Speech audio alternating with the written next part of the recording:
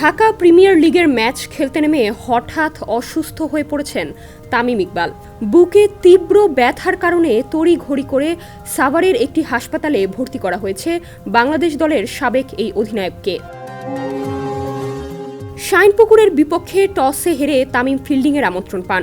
Toss করার পরপরই মোহামেডান অধিনায়কের ম্যাসিভ হার্ট অ্যাটাক হওয়ায় সাভারের ফজিলাতুন্নেসা হাসপাতালে নেওয়া হয়েছে বলে জানা গেছে। তবে শুরুতে হেলিকপ্টারে করে ঢাকায় আনার কথা ভাবা হয়েছিল।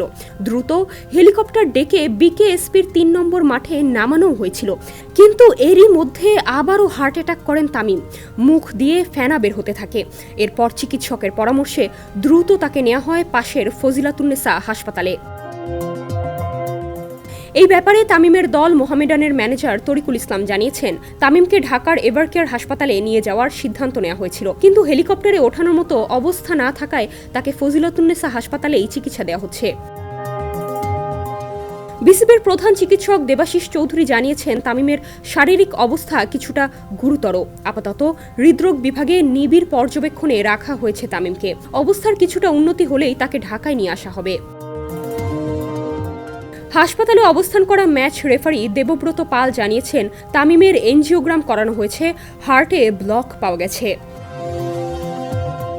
তামিমের দ্রুত সুস্থ কামনা করেছেন লিটন কুমার দাস।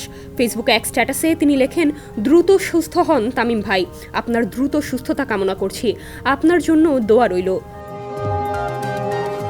এরই মধ্যে তামিমের স্ত্রী আয়েশা সিদ্দিকা, বড় ভাই ও সাবেক ক্রিকেটার নাফিস ইকবাল সহ পরিবারের অন্য সদস্যরা হাসপাতালে পৌঁছেছেন। এই ঈদে জামা জুতো অ্যাকসেসরিজের ডিসকাউন্ট। এদিকে তামিমের অসুস্থতার খবরে বিসিবির আজকের বোর্ড সভা স্থগিত করা হয়েছে। দুপুর 12টায় 19তম বোর্ড সভা শুরু হওয়ার কথা ছিল। তামিমকে দেখতে হাসপাতালে গেছেন বিসিবি পরিচালক ও কর্মকর্তারা। ডেস্ক রিপোর্ট, সমকাল।